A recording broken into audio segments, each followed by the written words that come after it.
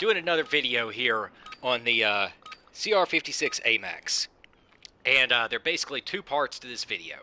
The first part is the recoil on the gun. And in general, any kind of recoil in Call of Duty or recoil in any shooting game. The second part is going to be the CR-56 versus the AUG. And what is the difference, and why would a person choose an assault rifle versus a submachine gun?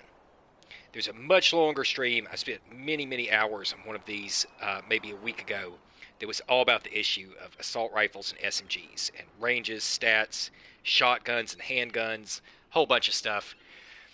But okay, jumping on into this. I'm using a scope on this to capture and defend the objectives. Be able to see the recoil. I'm going to take it off later.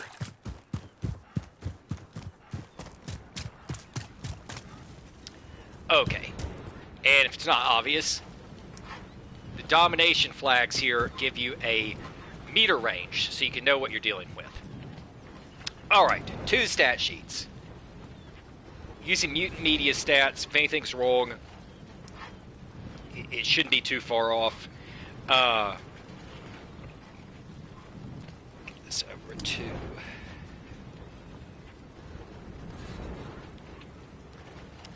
Pulling up some damage per second numbers here. Okay.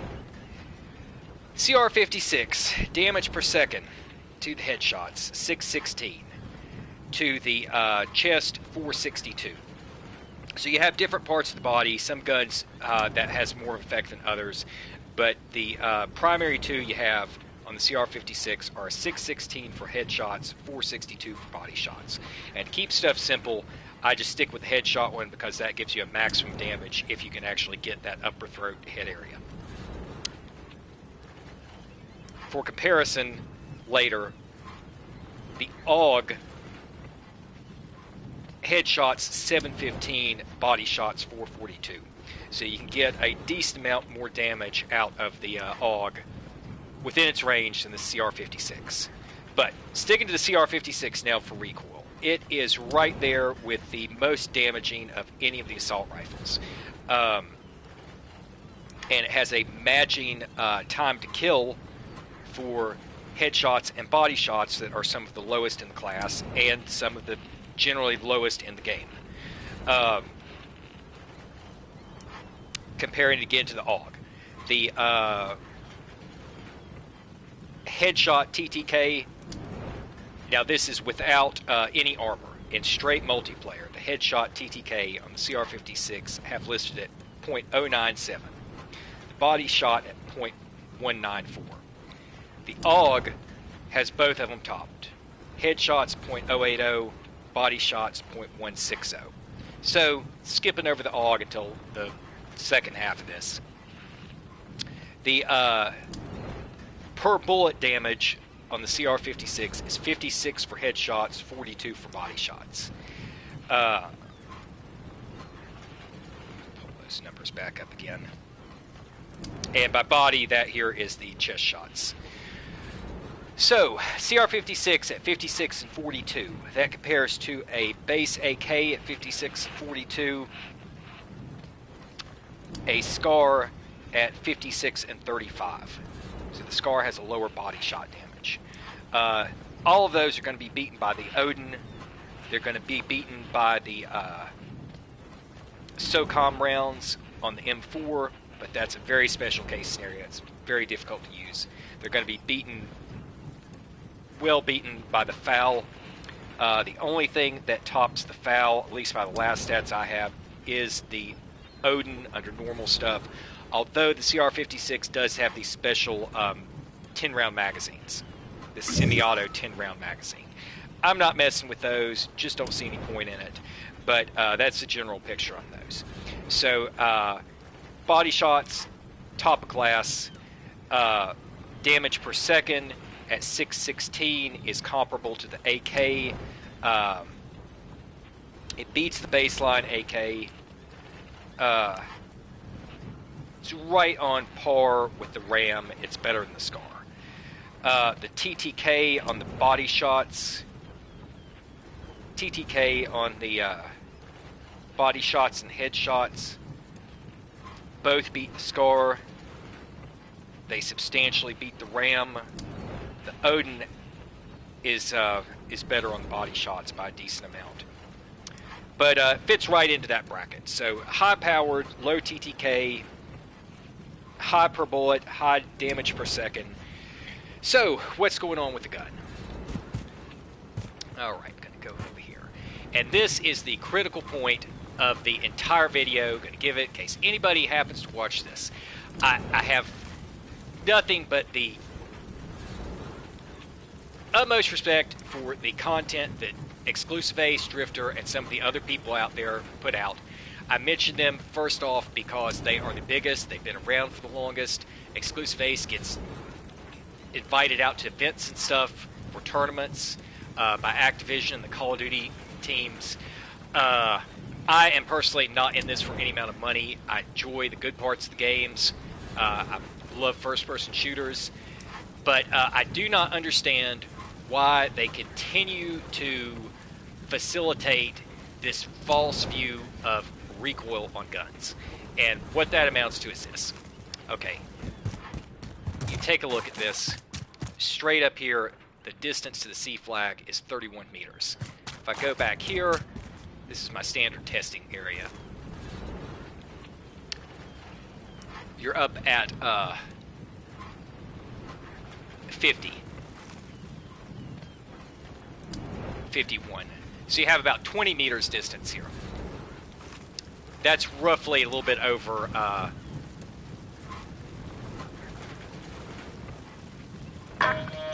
it's a little bit over 60 feet. So, looking at this baseline recoil here. Okay, anytime somebody brings up recoil on one of these guns, this has a 30-round magazine.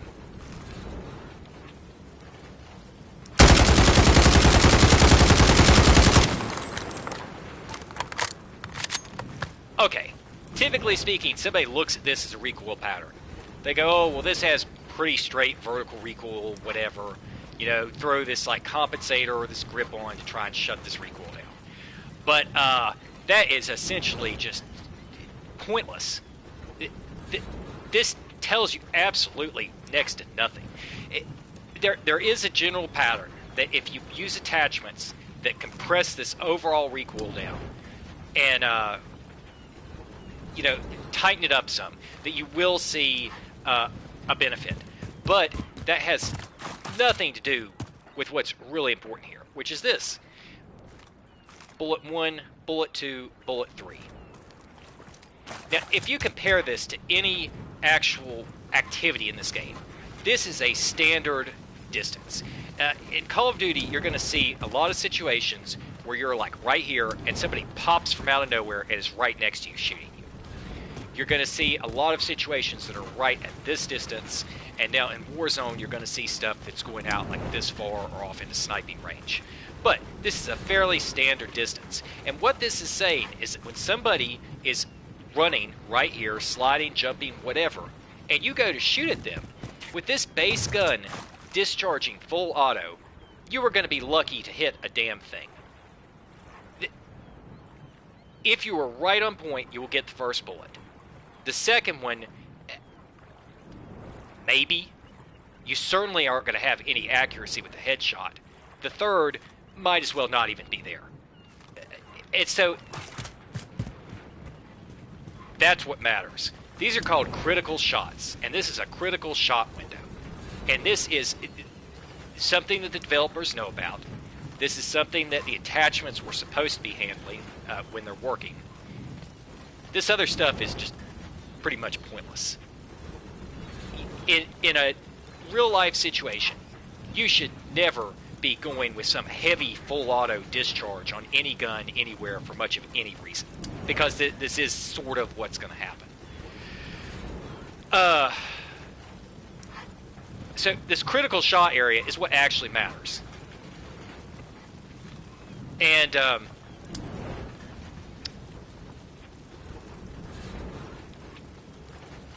if you take a look at your gun, what you're going to find is in a lot of these high-powered assault rifles, higher velocity, longer range, lots of bullet damage, you're going to have this heavy intrinsic critical shot recoil. And if you take a look, if you're playing the standard multiplayer game where you have 100 health, if your gun is doing 56 damage on a headshot and 42 on a body shot, just on that headshot, you can already clearly see that even at maximum damage, you're going to have to get 2 bullets in, unless the person has already been wounded somehow. On a body shot, you are going to have to get 3 bullets to hit to take somebody out. As soon as you have armor in, you're going to be in the same general situation. That's really not going to make that much of a difference. That's where that difference between the damage per second and the time to kill comes in, because of these fractional bullet damages. And it just really doesn't matter. The critical point is that in straight line game, you're going to have to get 3 shots in on somebody. So, well, there you go. 1, 2, 3. That's not happening. In the first video that I put out on this stuff, I was talking about all kinds of stuff about the hip fire, and when you slam on both buttons at the same time, what happens to the actual bullet spread if you're trying to ADS and shoot at the same time. That effectively came down to it being absolutely pointless to do that. Until you're actually focused in, the bullets are not going to go where you want them to. When you have the lower hipfire box, you do start with a smaller spread that closes in, which is helpful, especially on those high RPM submachine guns and stuff. But whatever, not to complicate all that. Basically, what I was getting at in those videos, and to bring up here again, is that, in my opinion, because of Call of Duty being primarily a running around, unexpected attack type game, especially in the core multiplayer that's been out for years. Now, this is a little bit different with Warzone or whatever. But you cannot change that your unexpected encounters are going to be such a proportion of the time.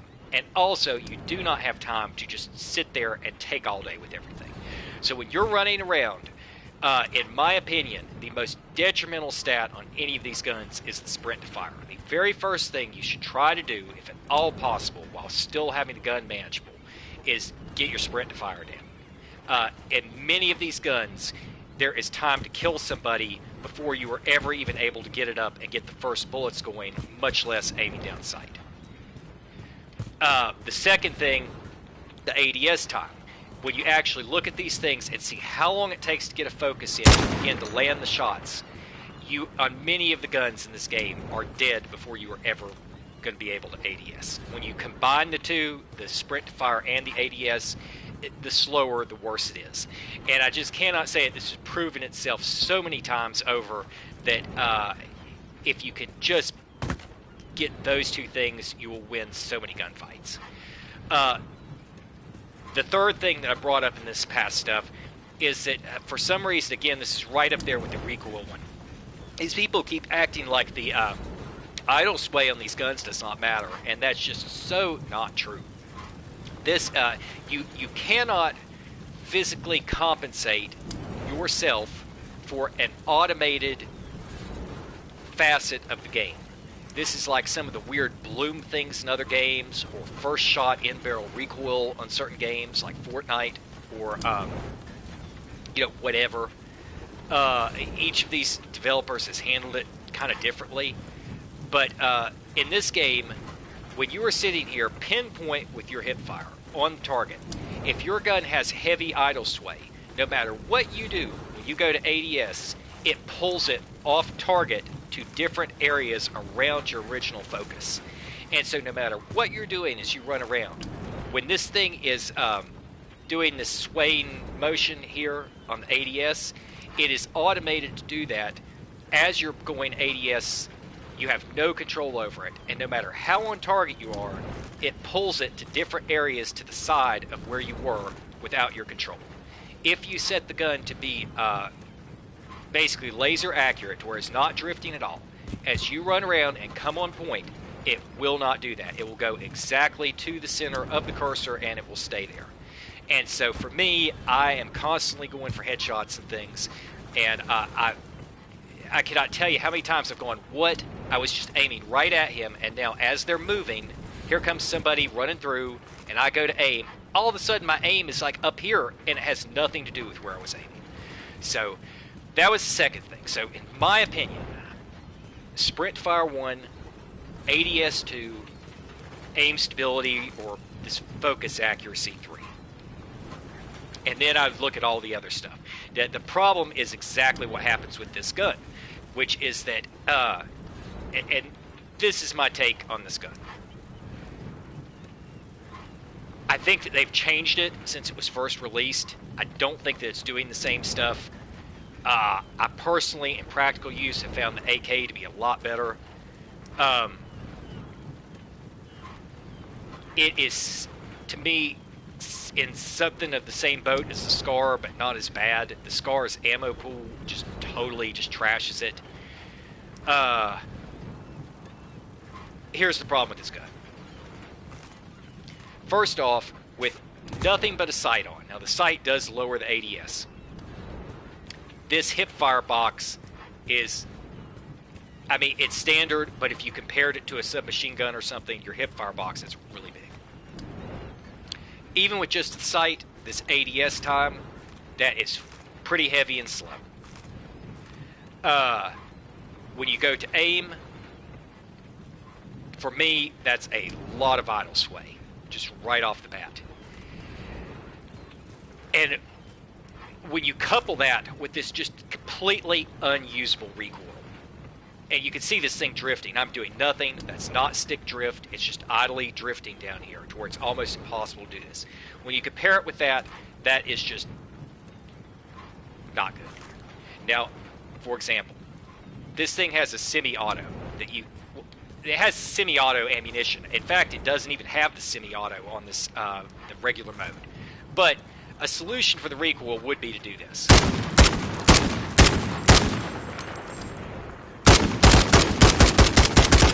Tap firing is always the solution. The question is it realistic to be tap firing?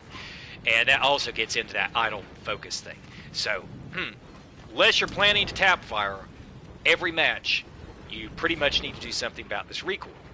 So, this is, I'm going to just skip over all the testing and everything else that I did with this gun before.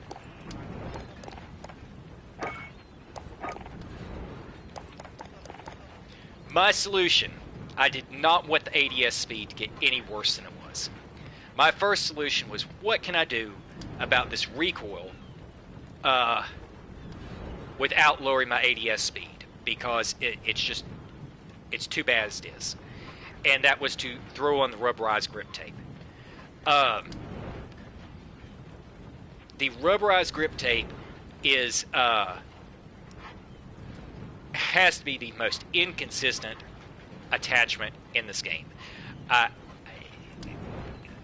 What I have found that it does, the compensator is the most powerful vertical recoil and probably powerful attachment in the game. The Merc 4 grip is the next most, because for some reason the Merc 4 grip will nearly always compress those critical shots more than any other attachment other than the compensator. And when you get the two of them together, that is just the most, the easiest way to compact it.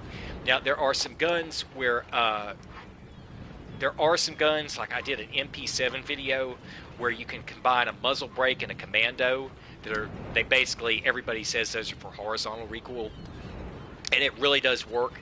And there are some things where you will see like that the muzzle brake really does straighten it up a lot, and it's kind of easy to just tab fire, pull down a little bit, something along those lines.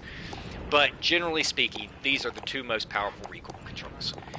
But the problem with these, reduces ADS, reduces aiming stability, reduces ADS, reduces aim walking movement speed. Aim walking movement speed, whatever. This isn't Black Ops 4, whatever. But basically you have two things that do make a substantial difference on the ADS speed, especially if you're carrying a sight. So, if you go to the rubberized grip tape, it says it reduces the aiming stability. Now, what I've found constantly across every single gun on here is that the recoil becomes very inconsistent. When you use the compensator or the Merc foregrip, they're pretty much always the same. Like, you can stand here and just shoot the wall 50 times on any gun, and they are always doing the same thing. As soon as you put the rubberized grip tape on, number one, it's different if it's by itself or if it's stacked with the other things. Two, it is constantly sending the bullets in different directions to the left and right, and even just the vertical spread is different.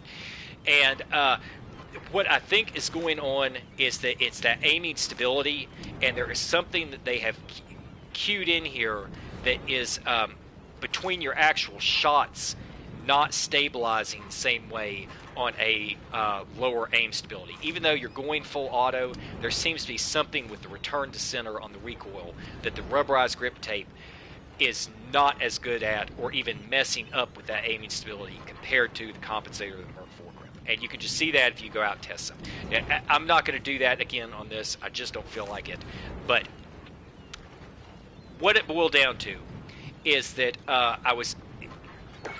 the aiming stability was already bad on this, and I can't stand that. So I had to look at this gun differently from my normal sprint to fire and ADS speed thing.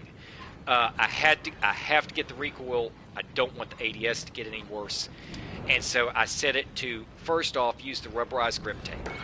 That could not do enough on its own.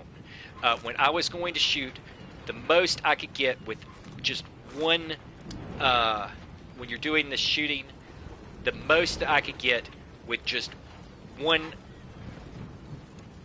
recoil control was 2 bullets into the general vicinity, and then the third was always pretty much way off.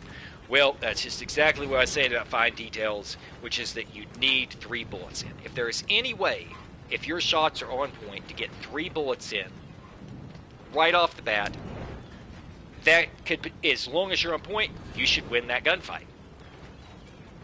And the rubberized grip tape could not do it by itself. Let's see where to put this other. Okay, and so here's what. Change over this. So I had to look at recoil and ADS first off, and I could not do it with just the rubberized grip tape. I had to add something else. I'm not going to sit there and try to tap fire all day. I need a gun that works. There's no point in using this gun when a kilo can land 10 times the shots in the amount of time due to next to 0 recoil. That would just be stupid. So I went ahead and used the rubberized grip tape. I tightened up the aim stability to compensate for it with the highest level stock. The stock does not say anything about reducing ADS time, only the strafing speed. I couldn't tell that it was reducing any ADS time. That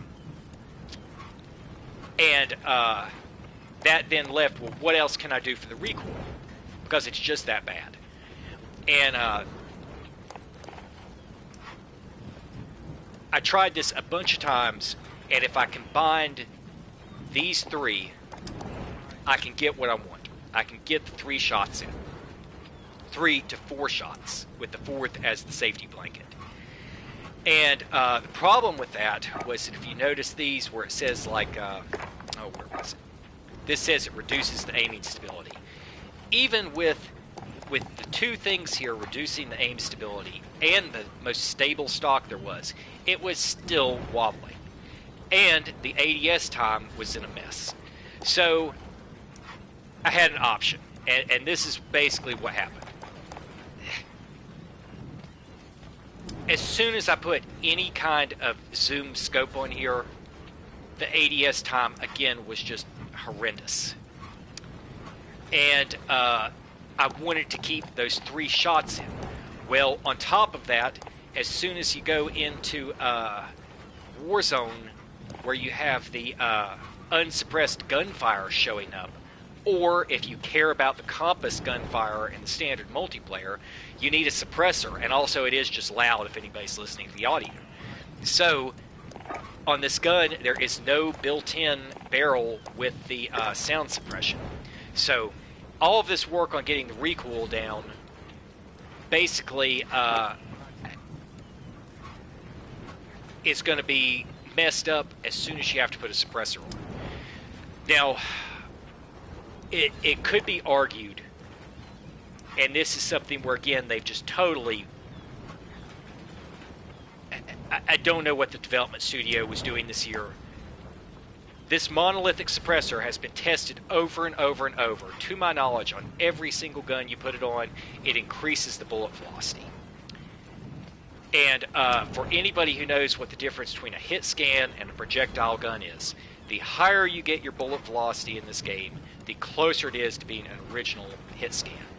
And that might not matter so much if you didn't have so many screwy network issues where by the time your bullet gets there, what is happening between their position and yours, can't even begin to touch that.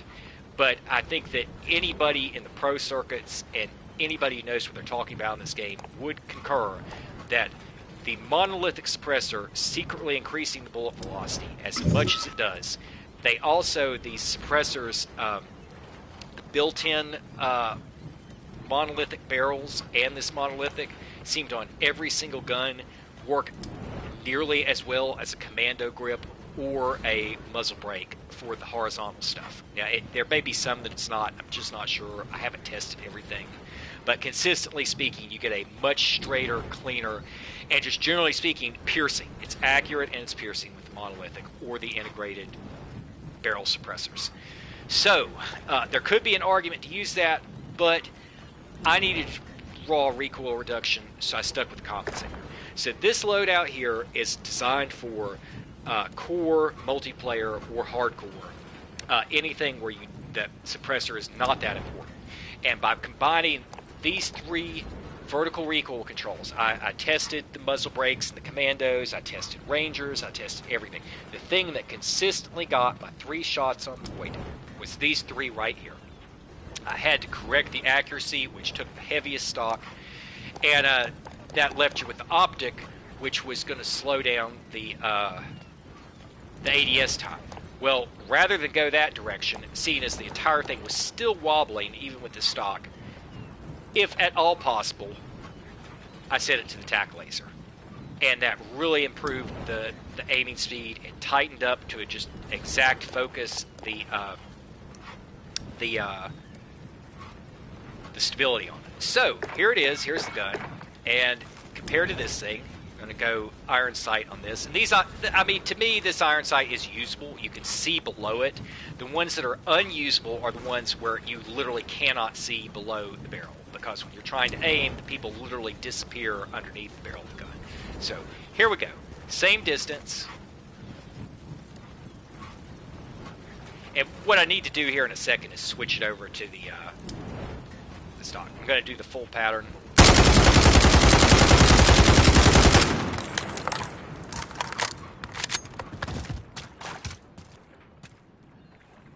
And then it's hard to tell on here. You can see that this is like nearly a 40% reduction in the total spread.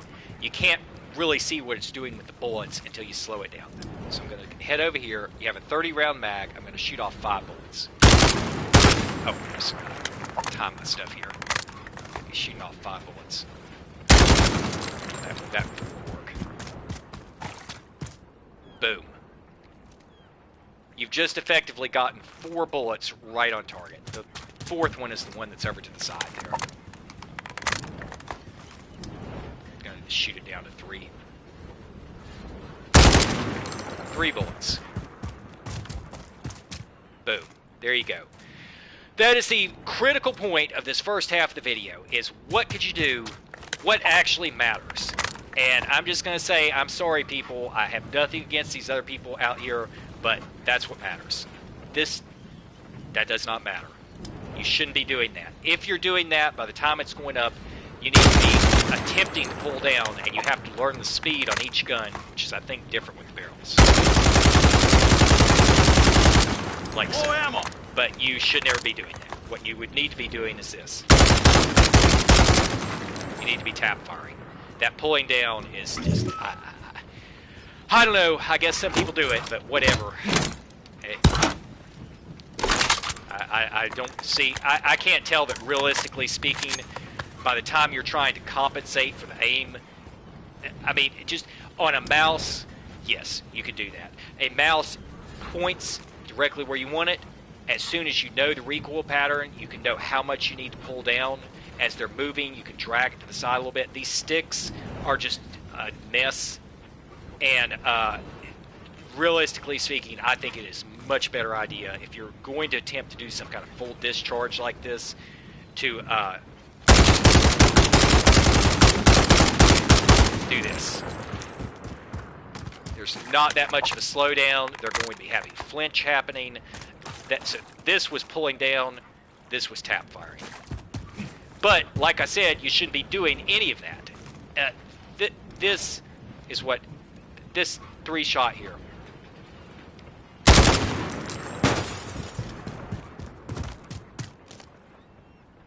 That's what you want. And, gonna switch this out for a second. So, if it... Given as that... My goal here was to get a kill. If you know it takes 3 shots, you want your 3 shots on point. It has to be accurate to do it. Those were my first concerns. The tack laser was the last tack on. So, if you needed an optic to do this, and this is just basically the problem with this gun. That's all fine and good. That's great. You can use that in multiplayer without the sight. But this gun basically needs another attachment slot. To do what you want to do, because of how horrible that critical shot recoil is, you need another attachment slot, which isn't going to happen. And it would take some time to go through and, like, I literally have to go side by side. But in any real situation that I was basing a win on, I would take the Kilo any day over this thing.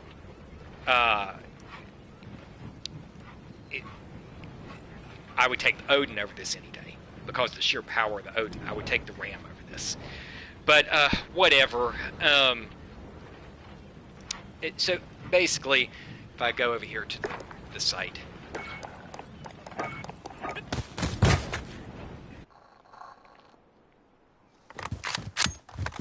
Oh, I didn't change my loadout. What am I doing? Yes, I did. Where's my loadout? Alright, come on.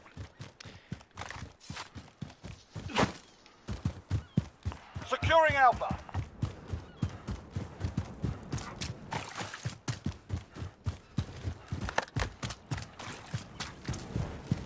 I'll also point out, if anybody happens to be watching it at this point, that everything that I'm just showing really does work.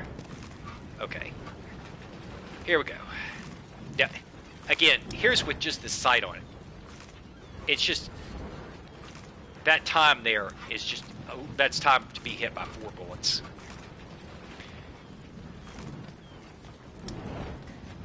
Okay. You can see that to get those shots in, without the tack laser, it was still wobbling this much. So when I'm on the iron sights, it is effectively wobbling that much around the target. That's not really that bad. I mean, it's manageable. I need to find something here to aim at. Okay, here we go. Okay, here's the bottom of that bar. So you're targeting that bar. Zoom in. Up. Side. Side.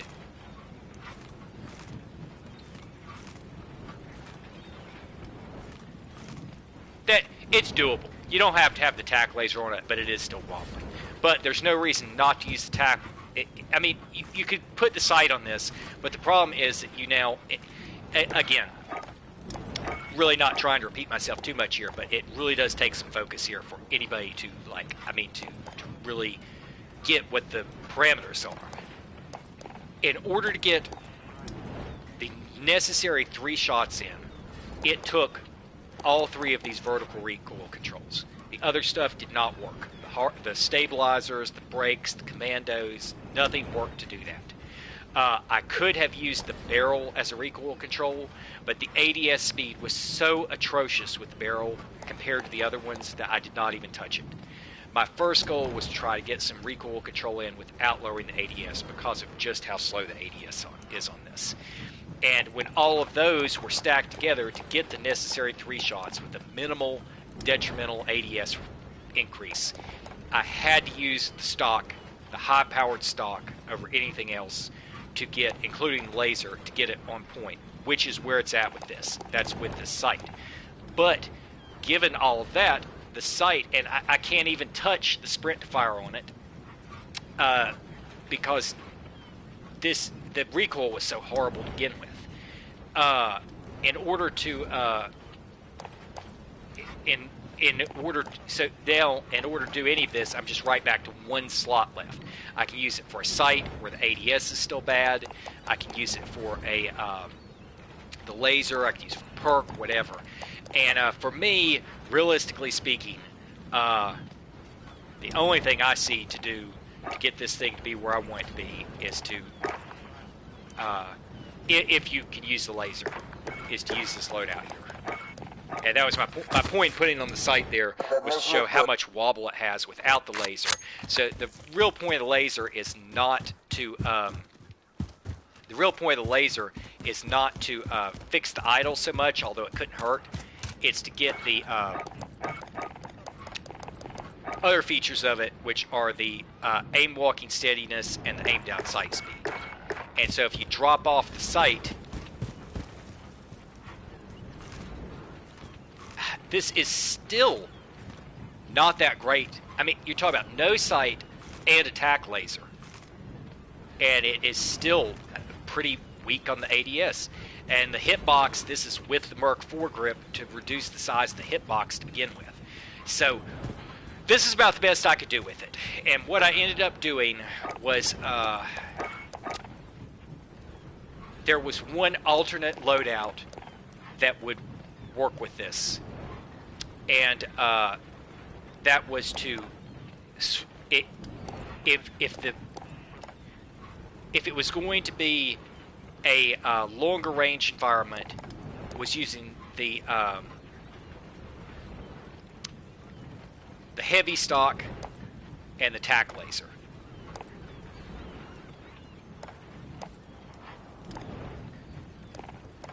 The other alternatives were to switch these 2 out, go with the 5 milliwatt for the sprint to fire, and the EXO for the movement. Now, you could do any of those 4 in whichever combination of 2x2. If you wanted it to be more stable when you're actually aiming, although it's hard to see, you could use the 5 milliwatt and the heavy stock. Or if you wanted the movement speed and the ADS reduction, you could use the EXO and the tack laser. It really doesn't matter. It really comes down to, if you're trying to be quick on the ADS, the laser doesn't matter that much. But if you're in a place like, if you're in one of the maps like Vacant, gosh, you do not want a laser shining around Vacant.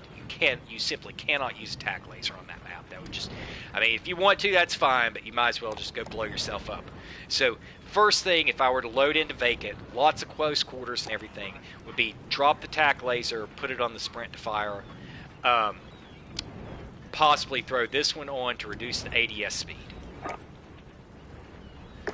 And this also makes it more mobile. And so if you go in, the problem with that one is that your aim is going to be wobbling whether you can see it or not. So this is with the 5 milliwatt and the 5 milliwatt and the lighter stock.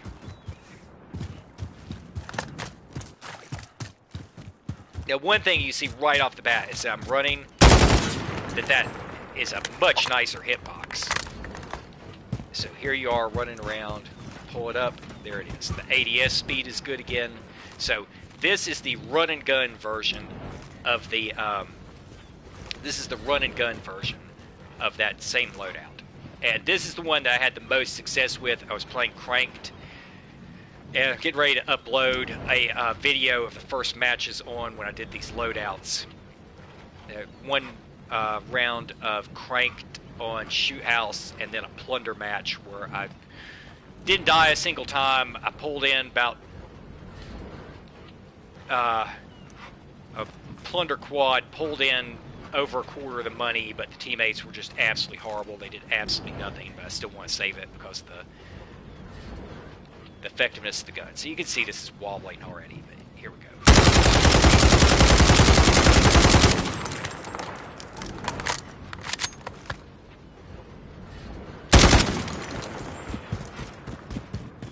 There you go. So you run around, you have your, this is about as good as you can get it. If you do this,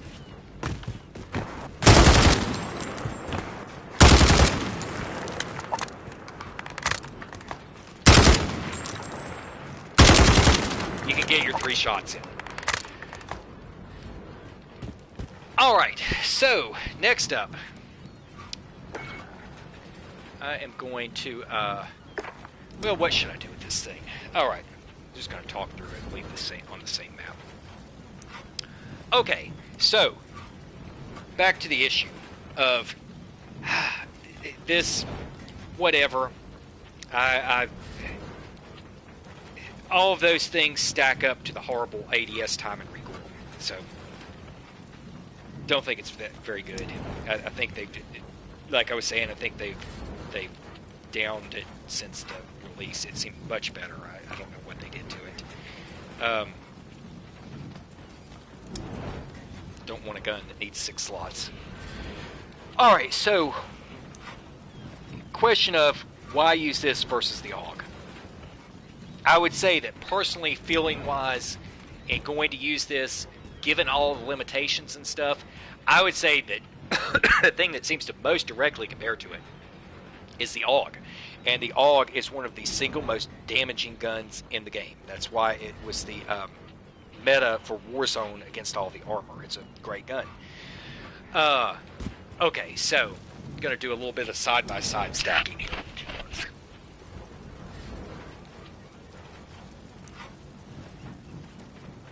Okay, in order for the this CR-56 to get the damage that it does, it needs to be under 24 meters. So, where's 24 meters? Here's 32, so I need to go up to 56. Or actually, 32, back it off to...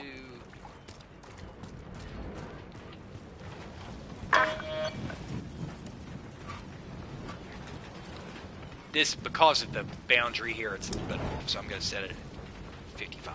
So, this is pretty long range to be getting those values for a fall-off range. So, anywhere up to here, you're getting that time to kill, that high damage, whatever. When you go down to the next bracket's going to go about 13 meters. And it does not have much drop-off. The headshots go from 56 down to 51. The chest shots go from 42 to 38.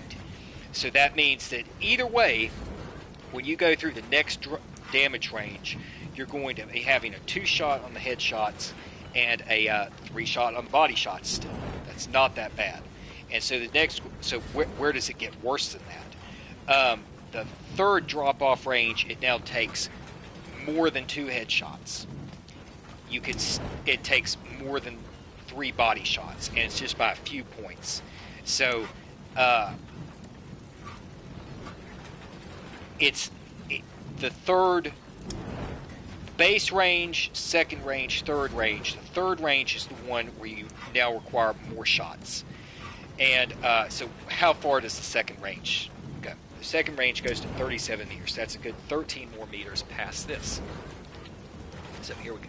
13 more meters past this. I'm at 54. Going to take it back to 67. And this is hard to do because of this angle here. It starts to straighten out a little bit here in a second. Come on, get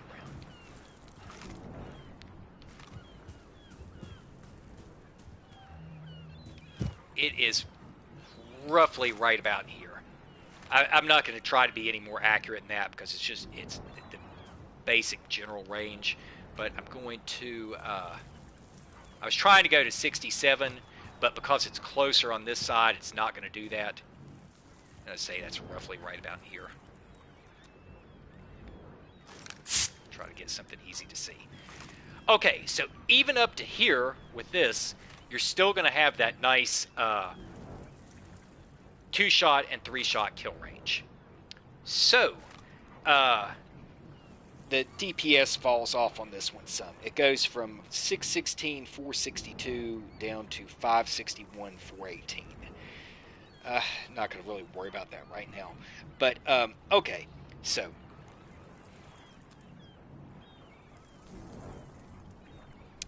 Pull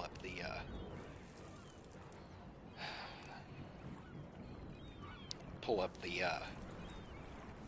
ADS and sprint to fire stuff. Okay, so the, and again, as far as I know, this is all correct. The baseline ADS on this gun is .259, and the sprint to fire is .265. 0.259, 0.265. The AUG is .212 and .124. So you are at half the sprint to fire speed and substantially lower than the on the ADS speed. Your movement speed is probably going to be, your baseline movement speed should be faster. Everything about the gun's faster. But that critical sprint to fire is going to be better. And you're also, as far as I know, pulling it up here, going to have a much better hip firebox. Okay, so what are the ranges on the AUG, and what's the damage? Okay. CR-56 doing 56 head, 42 body is comparing to the AUG, the baseline AUG, at 55 and 34.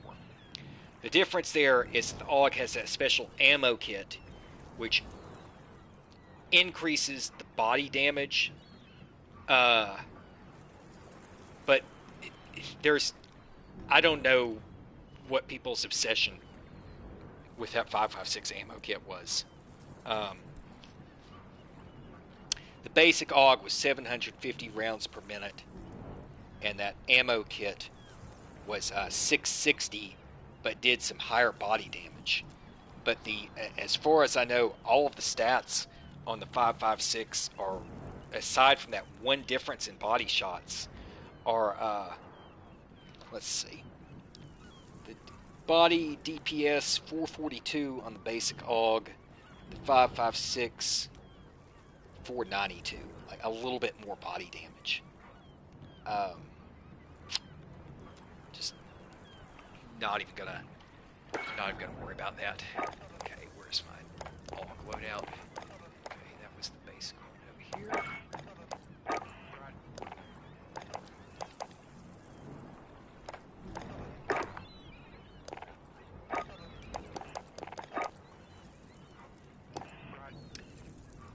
Damage and range. Okay. Go ahead and change this. What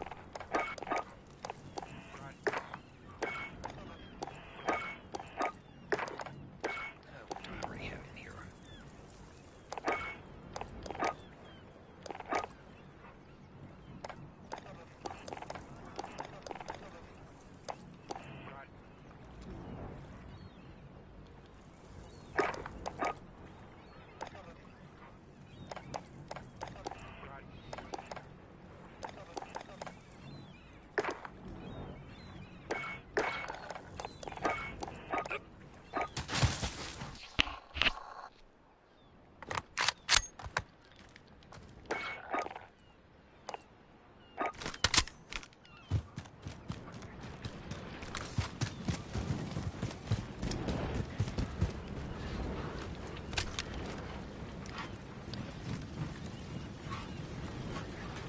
Okay.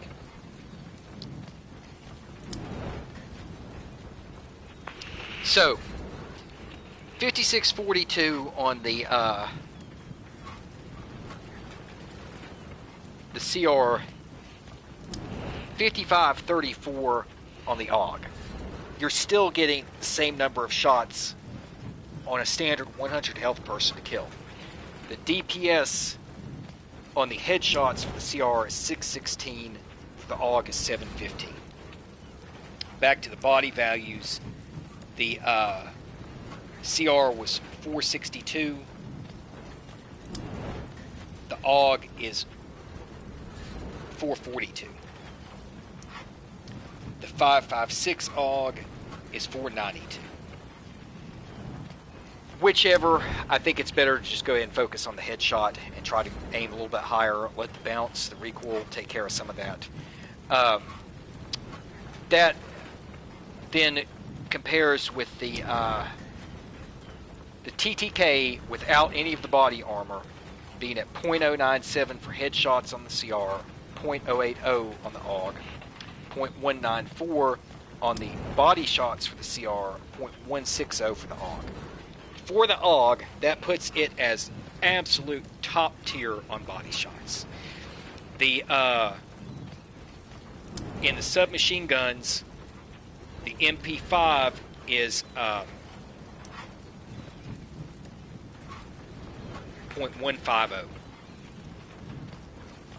versus that AUG at .160. There is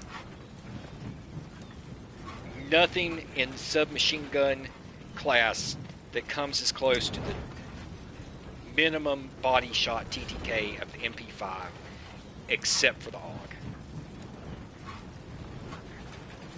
And when it comes to the headshots, it has close to half the headshot TTK of the MP5, with the MP5 being one of the worst. So you have top tier, super high damage, as much damage as a scar on the per bullet. You have super high DPS, the highest damage per second, next to the Fennec, the Vector. In the submachine guns, the lowest headshot TTK in the entire class next to the Bison, and the body shot TTK, the only one sitting next to the MP5. The Fennec, at least the last time from the numbers, was at a body shot of .164, so just a little bit above the AUG. So top tier gun doing more DPS, lower TTK, and pretty close on the damage. And as far as damage goes, still having the same number of shots to kill as that CR that I was just using. So, what about the range? Okay, the AUG keeps that range up to 12.5 meters.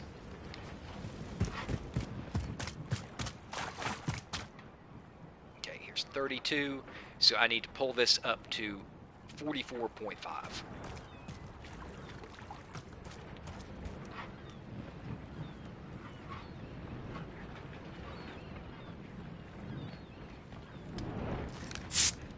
Okay, so where does that leave us? CR's base damage range, AUG's base damage range. So there's your first big problem. Okay, so what happens with the next drop-off? And to simplify this, although it's different with armor, I'm trying to focus on the number of shots to kill. As soon as you go to the AUG's next drop-off range, you have an immediate problem, which is that it goes to 3 headshots and at least 4 body shots, possibly 5. So, what is the next drop-off range? It gives you an extra 7. You need to go extra 7.5 meters out. So, I'm going to go ahead and say 44. Add 7 is 51.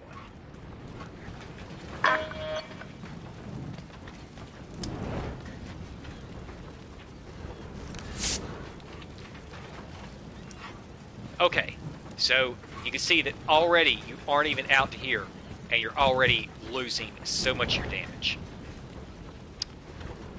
Where's the next drop off?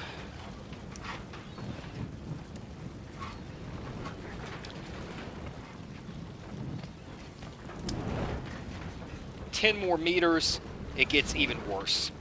You go to 4 headshots and at least 5 body shots, possibly more. Taking it out another 10 meters. I'm at 51, go out to 61. That should be roughly about here.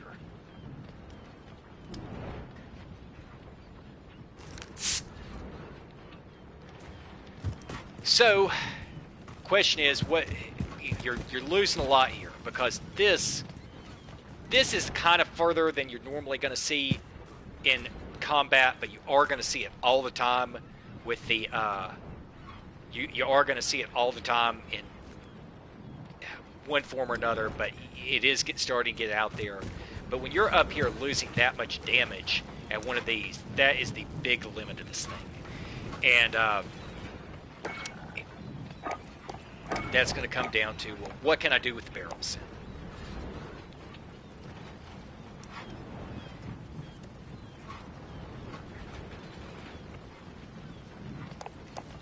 Or possibly the monolithic.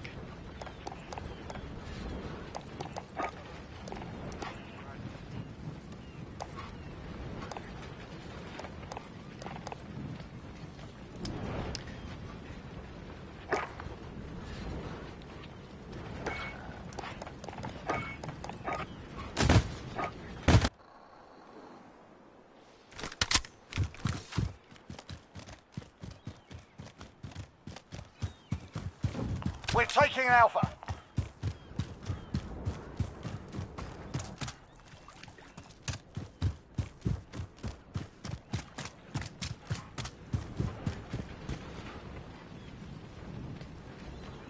Okay, so this is the maximum long barrel on it.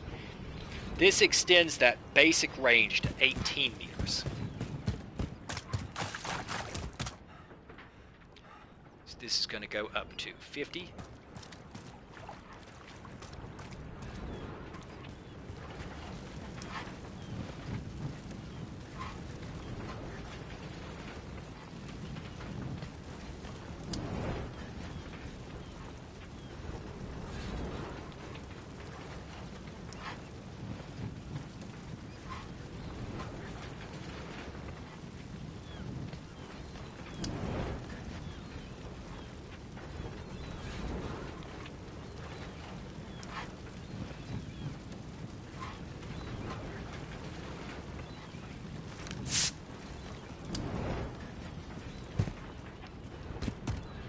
Okay, so this has just extended the basic range to right here.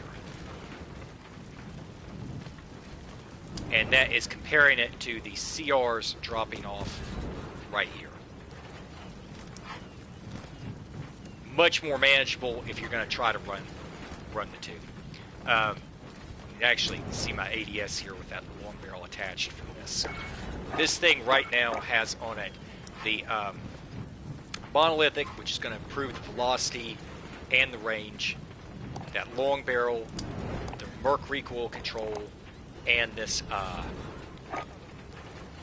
stock to reduce the ADS. And that is why it is wobbling that much.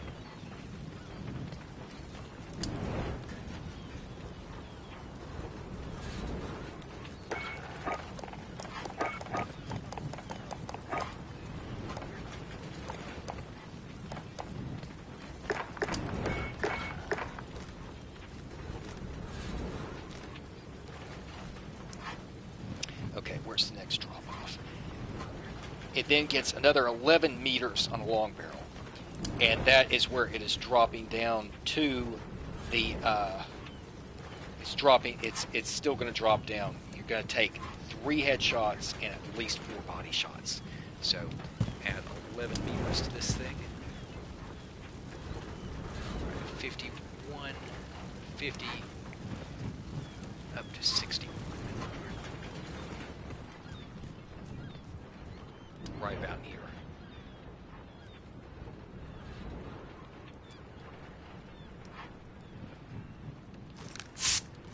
Okay, so this is much better.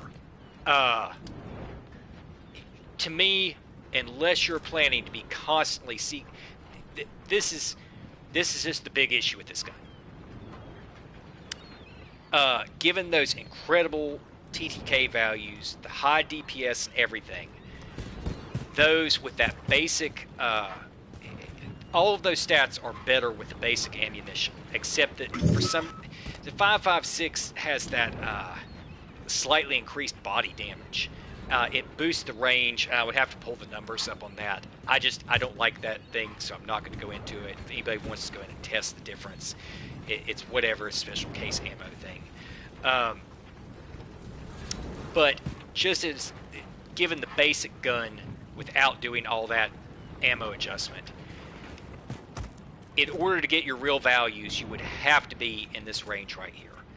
And that's all fine and good. It's just that you're constantly, to me, I always feel like this gun wants to run like an assault rifle, but the range is so limited. So when you're throwing on this long barrel, you're getting to pull it back on the very first damage range, back to here, which is much better.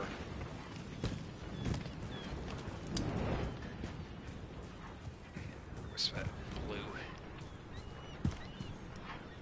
Okay, it's at up to 29 meters. Go to 29. So we had 30, 31, 32, 29 is going to take it up to 61.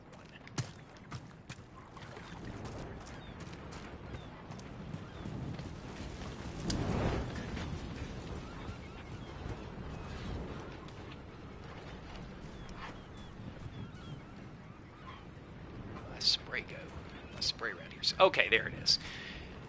And this is where it's dropping off.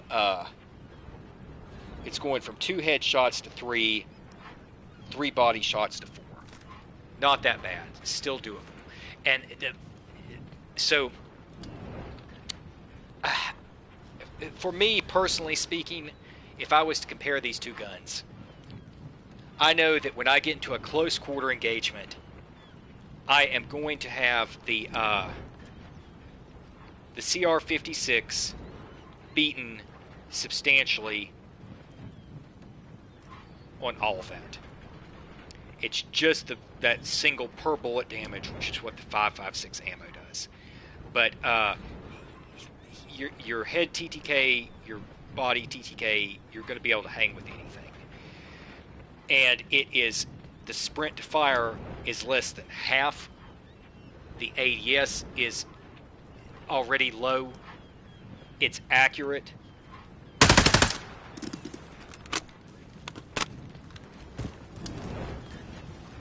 And that leaves you open with all sorts of stuff you can do here. This is the ADS even with the sight and a long barrel. I don't even have, it is wobbling some, but to that matter, and I could just go in and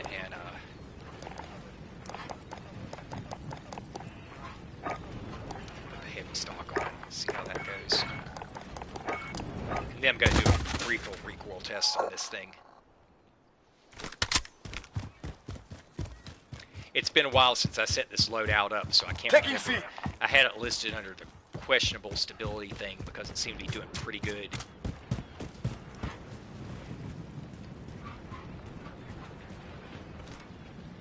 Oh, yes, it's so much slower.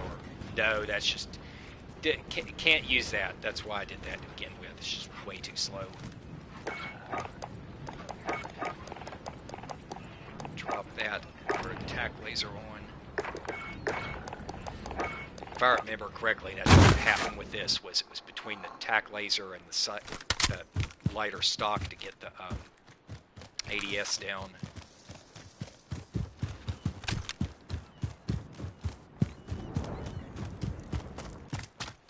Okay, so keeping in mind you need 2 to 3 shots at that base range.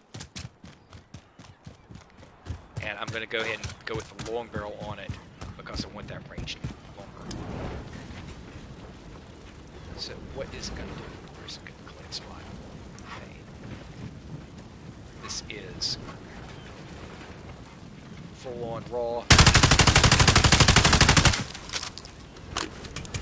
Really good. Didn't even take up half the block here. Here are do 3 shots. It's actually, yep, 3 shots. Absolutely just great. So right there, if you were on target, you've got everything lined up, you're in this range with the long barrel, there you go. And all of that can be adjusted a little bit. This has 1 vertical recoil control compared to the CR-56 having 3. I have it suppressed, I have a sight, I have range, and for this I have the tack laser to get it up. The sprint fire is already good. Same situation. If you're in Warzone or something where you could use the laser and get away with it, you could use that to make this more stable. I didn't want to use the laser, so I set it to be the ADS barrel. You could drop both of those, and if you're running and gunning and you want to keep it in that short range but still have some long range stuff, you could use the 5 milliwatt. So for me, if I wanted to keep the range out, I wanted to improve the bullet velocity, keep it suppressed. I already have great recoil with just this one thing. I would then set it to be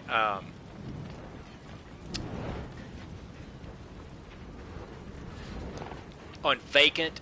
No way I would use a tack laser. I wouldn't. I would get my sprint to fire down and get the hip fire right here with this. So you know, you're going to have it running around the walls a little bit. It just depends on if you're going fast. You might not want to use it for some of the sights, but if you aren't going to use that, you can throw on the stipple grip. So there's just all sorts of options that are immediately unlocked with using this.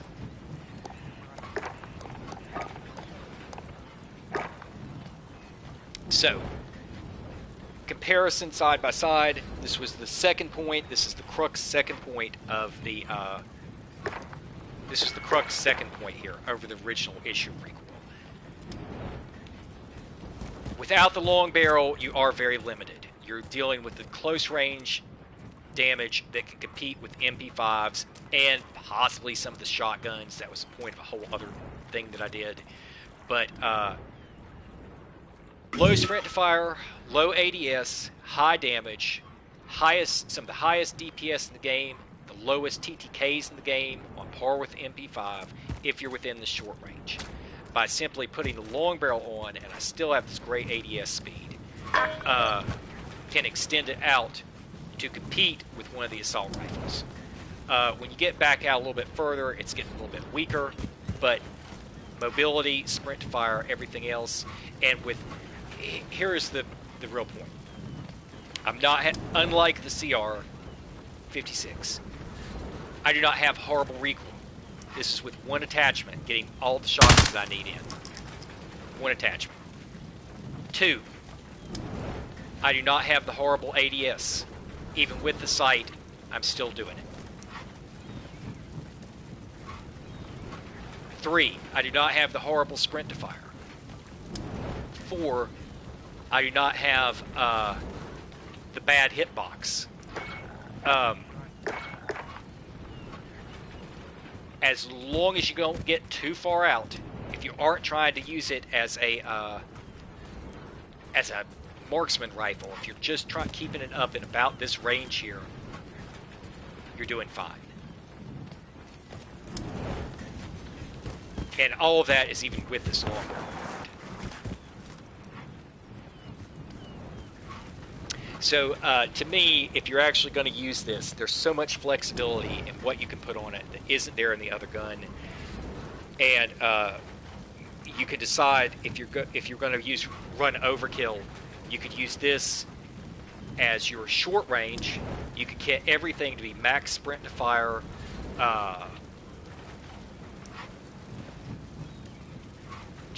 maximum close range, lightness, and mobility, and then carry a longer range gun like a sniper rifle or a FAL or AK or whatever. If you're going solo, I would really never run it without. I don't think I would ever.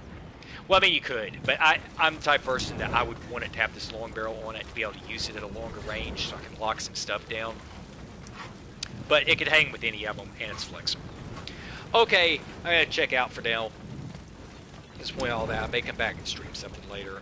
For the time being, I've gotten into so many just stupid, boring to watch matches. I was doing this testing yesterday, and it was like people were like leaving the plunder match, and ended up just being like 2 of us versus like everything. It was just not that much fun to watch. I'll probably sit down and stream at some point if anybody happens to see this and want to check it out. I'm getting ready. I'm going to upload the test videos from the CR, which was kind of fun to use, but only as a challenge. Okay,